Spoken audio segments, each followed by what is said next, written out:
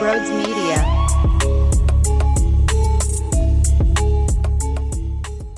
Yo, what's going on, everybody? Welcome on in to Sports Talk with Brodes.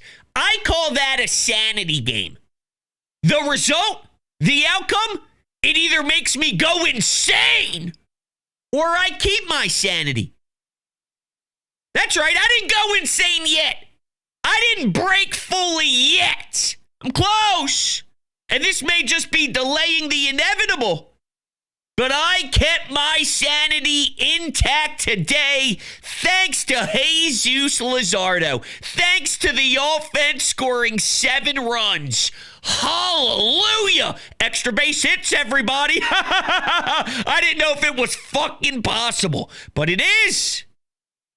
Now, it helps when there's a guy, Ben Brown, on the other side of the bump. But you got to take advantage against that. Do you know how many times I had to look up who the hell was pitching on the other team, only to find out that they had a 7 ERA, but they look like the best pitcher to ever exist against this lineup? So when we head into the action on a Wednesday afternoon at CBP against a good team like Chicago with a chance to take a series and a season series which could potentially mean a lot more down the road in a sanity game, and they win. Thank you. I'm just saying thank you. And it was so pleasurable to watch Jesus Luzardo. Now, there are a lot of videos. Pitching Ninja is one that's going viral. I saw a bunch of others as well, showing details of Jesus Luzardo throughout the 2-game stretch that was really ugly. And then this most recent start today. And with the changeup and the hand placement with the glove and all of it. Essentially stating that it looks like pitches were being tipped.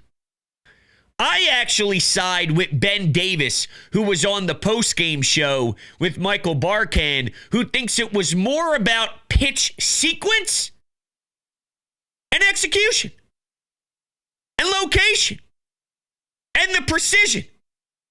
Because he was catching a lot of the plate when he was getting squared up and tattooed nonstop. Every single AB in the gap, squared up, down the left field line. Unbelievable level of gross. I'm just being honest. It was gross to watch.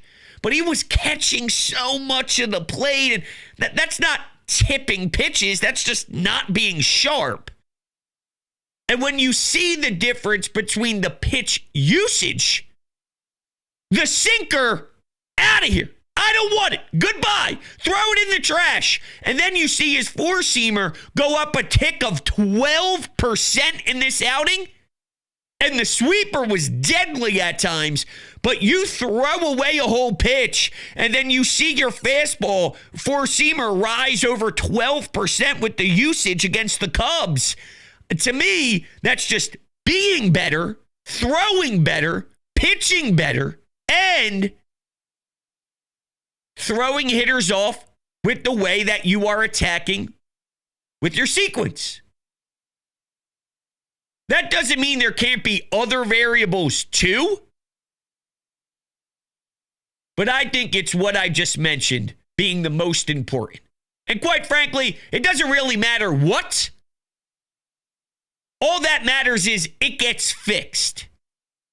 Because you are starving for Jesus Luzardo to be a star in this rotation. Especially when losing Aaron Nola to the injury, and it seems like that's going to take a serious amount of time to get him back. And he's supposed to be, he being Luzardo now, that guy right behind Zach Wheeler. If this team is going to do anything, you need him badly. So for him to shake off that horrible 2-game run with 6 innings, 10 Ks, and the most impressive of it all is not walking any of these guys. This is a deadly lineup. This is a lineup that have a billion threats. Sometimes you shy away because you know if I make a mistake, fuck. If I screw up, damn it. Especially when you're not pitching your best, there's doubt. There's a lack of confidence.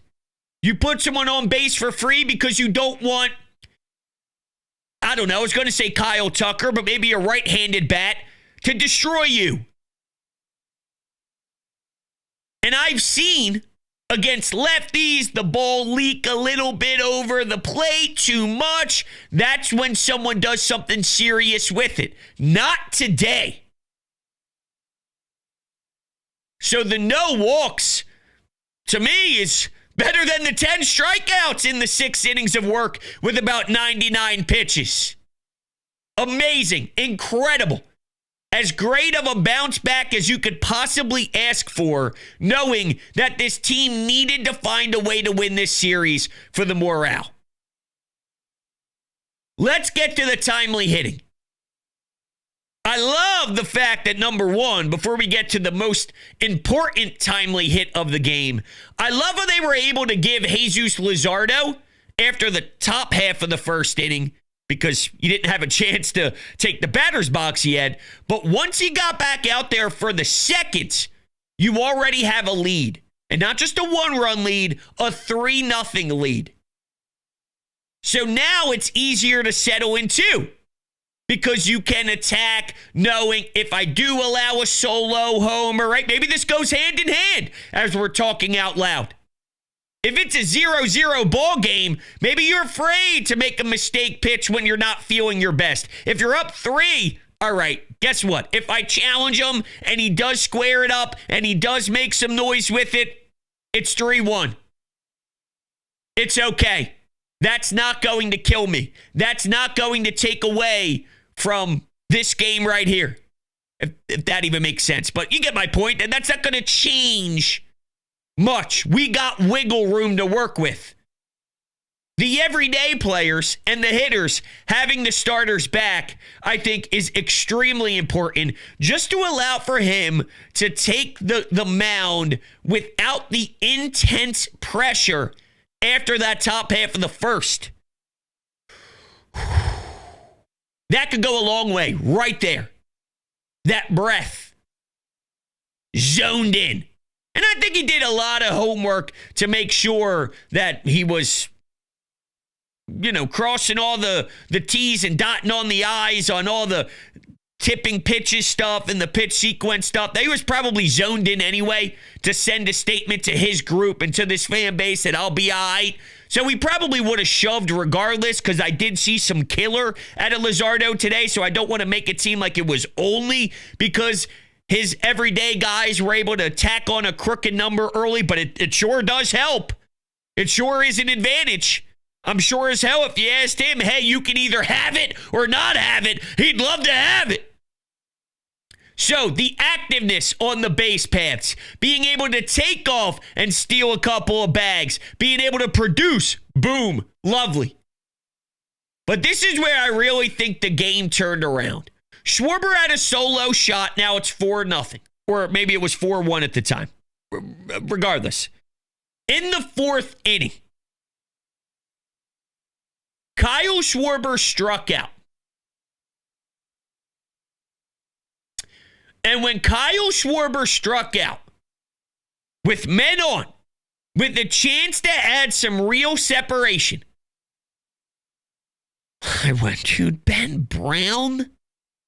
Come on, Kyle. You already showed us that maybe the calendar did flip to June. You already hit a moonshot. Maybe it's time to start heating up. Put this game away yourself, please. Come on, Schwarber. We need you. This team desperately needs you to get going, please. Especially without Bryce Harper's presence, please.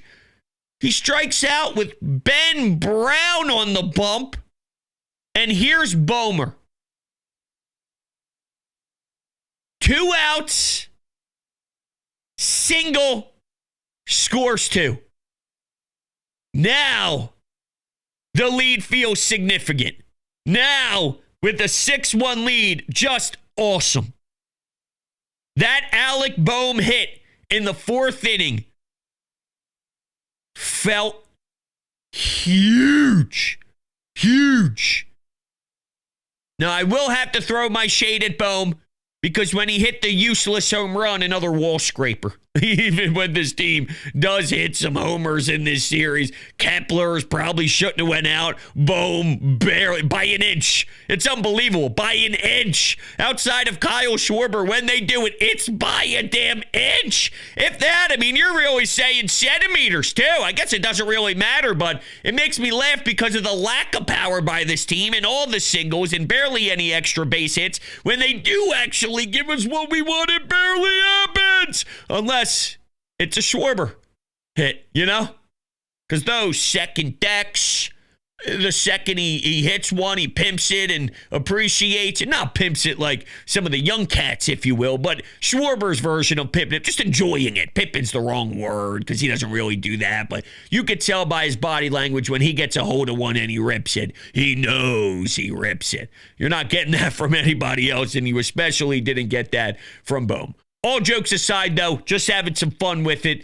The truth is, expanding the lead to a 5-run game, I think really did allow for this team.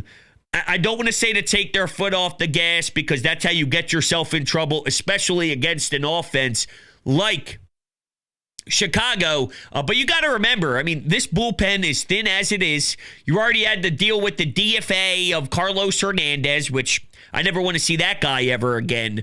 But your bullpen is just disgusting. And the more runs you score, then you can put in a Luzardo for 2 innings. And not have to sweat and get the sphincter tight. See what I'm saying? So thank you, Boehmer. All right. There's where we are with that. Let's get to green lawn fertilizing, shall we? Because my lawn is just as great as Jesus Luzardo's effort on the mound today. And I can't thank anybody else other than the experts over at Green Lawn Fertilizing for that to be the case. We are now working through multiple different treatments for my lawn, and the progression after every treatment makes my eyes water because I'm that stoked when I take a look at my house. I pulled up to the driveway the other day. I parked behind my wife, and I looked to the right before I even got out of my truck, and I almost cried in tears because I was so happy with the way that my lawn is turning out. I didn't pay attention to my lawn. I was a new homeowner. I was very young. I had to take care of a child and the dogs and my wife, and the lawn thing, it just went to the side. But then I came to my senses. I said, I don't need to personally handle this and do it myself. That's not my skill set. That's not in my repertoire. What if I went to the people that really understood what they were doing? They can help me out tremendously, and that's Green Lawn Fertilizing. They're based in the Philadelphia area. They are the best in market, experts in New Jersey, Pennsylvania, and Delaware, and they're so knowledgeable. They've created their own custom blend to make this stuff happen, and truth be told, seriously, they are like family to me at this point. Our relationship is so strong. They educate you and teach you about everything that they're doing. Hey, Brodes, the reason why this patch looks a little different is because we killed the weeds here, and now our next step is to build new grass and to grow new grass. So that's why there's some brown spots in your yard over to the left-hand corner. It's working the way it should work, just letting you know. And that type of stuff, I mean, it goes a long way, because if I had no clue, I'd be wondering why. Why does that look different than the other parts of my lawn that are already starting to look green and luscious? Why isn't that portion? Well, that's why. And Green Lawn Fertilizing is giving you 50% off when you sign up through us here at Brodes Media. If you click the link down below in the description, you will get 50% off your first 2 treatments. Do not wait any longer. Get started now, right now, over at Green Lawn Fertilizing. All right, a few things. Obviously, there's an off day on Thursday before we get to see if there's any revenge factor against the Blue Jays. And I want to see them take the diamond with that type of piss and vinegar. I want to see this team take the diamond with disappointed, upset eyes for what transpired against the Blue Jays when you had to go into their country. Now it's time to play at CBP. I want you to fucking kick their ass and make a statement. Put together something strong where you could win some of us back in a very small sample size. Not saying I'm going to change my opinion big picture, but just riding the highs and lows. Give me a high. You put me through a lot of lows lately. I'm just asking for a high, for just a quick little how do you do? It's like you go outside and you smoke a blunt. I get a little high. Give me a little high. Give me a little high. Just give me a little high. Doesn't mean I think they're now going to be a World Series team, but give me a little something, will you? You know what I'm saying? Come on, man. Is that too much to ask for? But they have an off day to reset on Thursday. Some other notes here. Andrew Painter. Uh-oh. It is not looking pretty in the Andrew Painter department. His last start, 5 innings, 6 earned runs, 8 hits, including someone getting to him, allowing 2 home runs. I don't know why I was trying to explain that in a difficult way. He allowed 2 homers. Then, his start prior to that, 4 innings, 4 earned runs, 6 hits, and 2 home runs allowed in that game as well. Yikes. Yikes. I'm not sitting here watching all of these outings. I get the updates like I assume most people do with the Iron Pig social media, with other Phillies outlets that keep me updated on what's happening every time he starts. So I'm not going to act as if I sit here and watch every single pitch, watch every single delivery, see everything about every time he starts. I just don't have the time to consume the Iron Pigs as high as I am on the Andrew Painter love and the hype train, and I'm riding the high with him specifically thinking he's going to make a serious impact for this team. I'm not studying the ins and outs of every single detail of Andrew Painter in AAA right now. But that's concerning. That's not what we want to see. We want to see holy hell lights out. We want to see I can't wait for this guy. Right now it's uh-oh. It's not I can't wait for this guy, it's uh-oh. And just like Jesus Luzardo, you can have a rough patch. You can have a rough couple of starts. But at the same time, Luzardo had to go back and figure out tipping pitches and pitch sequence. Is that what's going on with Andrew Painter, or is his stuff just not the stuff? Because that's 2 totally different things. I'm not ruling him out by any means, but I'm just saying, think about it. It's very similar to Aaron Nola. It's very similar with this Jesus Luzardo thing. Why did Aaron Nola struggle? Well, I mean, there's a stress reaction in his side. He had an ankle problem. Well, that's why it's bad. What happened with Luzardo?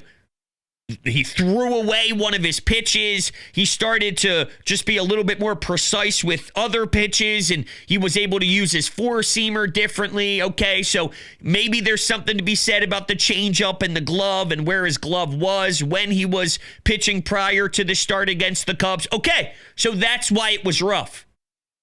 Why is it rough right now with Painter? Is it as simple as coming back from the injury? You got to remember, though, we talk about the injury, and rightfully so. It has been so long since Andrew Painter had that surgery. The date, to be exact, I looked it up the other day. He had Tommy John surgery in July of 2023 in his right elbow. 2023. We're almost at July of 2025. To put it in perspective, Spencer Strider has been pitching for the Braves. Spencer Strider had surgery. What was the date of his surgery? April 12th, 2024. He's pitching already. So I know it takes a while for your body to recalibrate, get comfortable, get used to a routine, pitch insanely, and all that stuff. And everybody's body reacts differently. the way they're handling this, though, seems extreme, for whatever it's worth. And then my last note here before I have a piece of audio from Ken Rosenthal. And then, of course, we have the Anytime Hotline as well. There were some videos of Otto Kemp taking first base at practice and whatnot. And then Bohm to third base is obviously something that they wanted to get him back to playing third base. Why? And here's my conspiracy theory and my speculation. This Bryce Harper thing is going to be a while. And it's going to be a while, and they don't want Alec Bohm to get away from what he was doing over at third for too long, and they know this is going to take quite some time. We can get updates from Rob Thompson that Bryce is feeling a little bit better and whatnot, but we're going to get the inevitable news that he's just going to have to deal with his wrist injury until the offseason, and then they'll have to figure it out from there. Well, here's the truth. If they have to play through the pain, then you're just going to be getting the Bryce Harper that we got this year so far. Not good enough. It's not bad. I've seen worse players than Bryce Harper dinged up. But to win a championship, to win a World Series, we had swings of his life, swings of his career. We had these type of moments that highlighted Bryce Harper as a superstar. I don't think we get that if he has to play with a wrist injury that bothers him whenever he does return.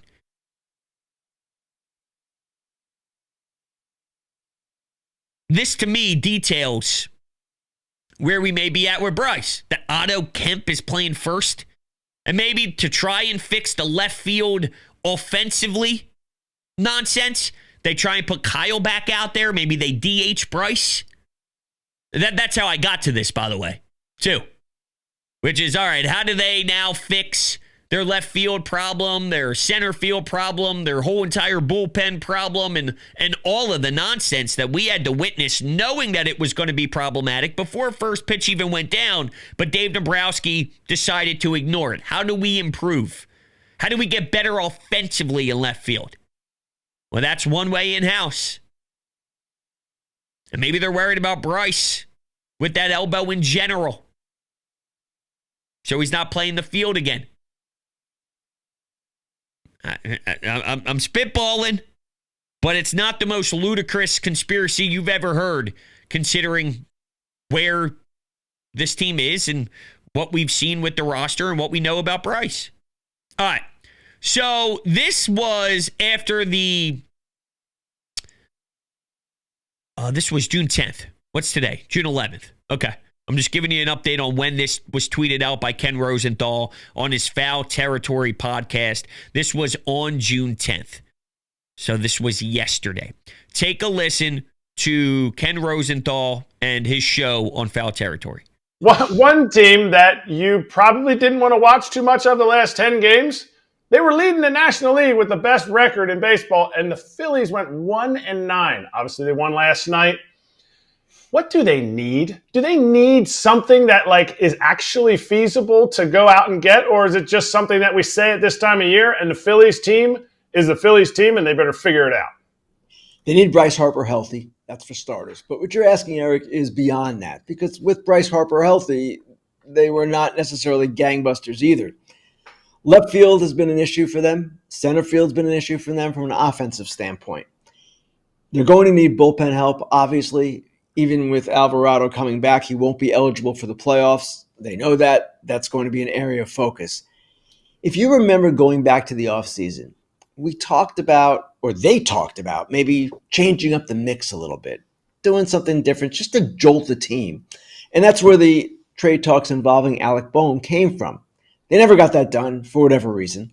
And it still seems that maybe this team, which is largely set, could use something from the outside that would elevate it. I don't know who that player is, but sometimes a deadline edition can have that galvanizing kind of force. And if they could go out and get the right left fielder, the right center fielder, that seems to me to be the kind of play that they should make. So that implies to me that that's a big swing. I mean, if they're talking about a facelift and changing Bohm in the offseason and trying to get something new to switch up the core and to get a different energy in there, and it's a rough day for Boehmer for me to have to bring this up considering he did provide the juice for you offensively, had the big timely hit, had the homer, had the RBI, but he's been so underwhelming it's not even funny. And to use that as a jumping off point when Ken Rosenthal just said, what I heard there almost, and just what I heard from him is, if they can go do that at the deadline and try and get someone that can galvanize this group and to give you this whole new energy and this new life, bring something different to the party with a mix of guys that have been there for a while. Does that mean they're going to invest heavily in a big trade deadline swing? And listen, that could just be how Ken Rosenthal feels Dave Dombrowski should go. But I'd imagine that maybe there's something to be said about Ken Rosenthal saying this because he may have heard something, and maybe there are rumblings, and maybe this is him sort of planting the seed because he has information behind the scenes, or it's just how he feels the Phillies should go about this based off of the track record of what was stated in the offseason and the buzz surrounding Bohm. I don't know. But I'm taking something massive away from that cut. That, hey, they may be going after this and buying into a push at the deadline. And I'm not telling you I want them to just sell off because I'm losing sanity, but I told you I didn't break yet. I'm just losing a lot of sanity. I'm not there yet. I'll worry about that when I get there, but I do think from an overall view, I don't know if I want to sell off assets. I don't know if maximizing your assets is best suited for this roster, personally. If you were going to do it, you should have done it in years past. Now, it's almost as if, all right, screw it, my last crack at it, let's just send everything out there and hope we can salvage this thing. And normally that's when you get boned and screwed when you do that. You miscalculated in previous off seasons. That's the best way for me to describe it. But we'll see what they end up doing. Now, talking baseball, John Boy Media, Trevor Plouffe and Jake put out a little video clip on June 9th, so 2 days ago, right after they got swept by Pittsburgh. And an interesting theory from Trevor Plouffe that I want you to hear. Take a listen to this. Another hot one, Trev. I don't know how much of a dive there is. The Pirates sweep the Phillies, and the Phillies are just in baseball hell right now. They can't buy a bucket. Yeah, I mean, they just haven't hit. Now, Bryce Harper, he got hit by Strider, elbow was hurting, came back from that, didn't do much. Now the wrist is bothering him, so he's on the IL. But the rest of the guys just really haven't stepped it up. They are falling out of, contention for the NL East, 4.5 games back. Now you're talking about a huge streak here where the offense has just gone completely cold. I wonder sometimes, Jake, and I love a veteran team, is the hunger there in June for them? I don't know. It'll be there in September and then in October. But when you played the game for so damn long, what are you really feeling about in a game in Pittsburgh and beginning of June? Maybe the attention to detail weren't so high. I think they got to figure that aspect out. Interesting. Yes or no? I didn't think you'd go there. I don't know. I mean, I was going to ask you if you've been on a team that the lineup's good, but baseball's just beating you down, because it just happens. But it's darker than you would ever think it would get for this Phillies team. All right, listen, that's interesting. Are they so veteran heavy that, listen, we made postseason runs. We've done this. We've done that. We've been in the NLCS, Game 6, Game 7 at home. We lost.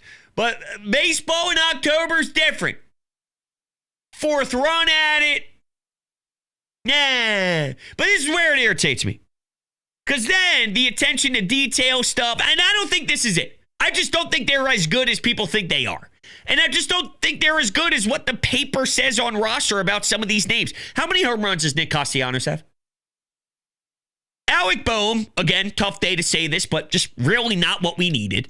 Bryson Stott, we do this every day. Do I have to do this every day? Bryson Stott, not the player offensively. Left field stinks. Center field stinks offensively. Your right fielder doesn't give you enough home run power. JT's a shell of himself offensively. The bullpen stinks. So I don't think it's veteran team not wanting to play because they're just focused on October. I think they just aren't that good. That's what I think it is. But that opens up the door for that to be a possibility. And that says two things about your team, though. One, shame on you. You got to bring it more. I'm not telling you there aren't dog days of summer for veteran teams, especially against a Pittsburgh team, but you don't have a 13-game lead in the division, and then you have a bad series on the road after you just constantly kick ass. You know what I mean? If you had a 13-game lead, a 10-game lead, you have a bad series in Pittsburgh, man, it's just the dog days of summer. Fine. I mean, it's just going to be a war. So if you can't get up for a war in the NL East with the New York Mets doing what they're doing, then shame on you. That would be my response. Let's take a phone call here. I don't want to not take any anytime hotline calls, and then we'll wrap it up. So I'm just new to your show, probably the last 2 weeks. While you're full of energy, I'm out here in Tacoma. I'm Dirty Downey checking in. I watch a lot of baseball. I think you guys are going to be okay, though. It's tough with the Mets, but we have to pick the pace up. You're right. You guys demand it. Yankees are looking pretty good. Detroit's looking good. Dodgers, I'm watching that Seattle Diamondbacks game. Seattle's out of it. Come on, man. That's a joke. Diamondbacks are going to pick the pace up. Dodgers look good. We're in for a long, hot summer of gunslinging baseball in it, man. Keep your hard work up. And I'm out. Well, thank you so much. I greatly appreciate it. Here's the thing with some of those AL teams. Not that they're not good, but I just can't focus on the AL teams right now because it doesn't matter unless we get to the big dance. Then I'll focus on the Yankees or Detroit or any team. You mentioned Seattle at one point. Nah, they don't really do it for me. First of all, I got to focus on the Phils, you know? I'm aware that there are some other teams out there and this and that because, you know, there's some good teams, for example, out there. And there's a lot of Phillies optimists that say, well, Team X is actually 14-13 against teams over 500 or Team X is blank, blank, blank. And they try and give you all this optimism on why we shouldn't react accordingly to the Phillies losses. And I'd say, do you watch this team, though? Do you watch this team and actually think they're a World Series contender? I don't know how you do. So it's just hard for me to focus, my point is, and I appreciate the call. Thank you as a new listener. Seriously, I would love to hear more from you. Thank you from the bottom of my heart. From my heart, I love all the callers, so thank you. But it's hard for me to focus on these other teams when I got to focus and look at what's happening within. And within, this is a nightmare. But I kept my sanity today. And that's all that matters. One day of sanity. One more day of sanity. And they're off tomorrow, so I get 2 straight days of sanity before I potentially lose it again. I mean, there's nothing better. Thank you guys all so much for kicking it with me. I greatly appreciate it. I will catch you guys soon. Go Phils! Catch you on the next one.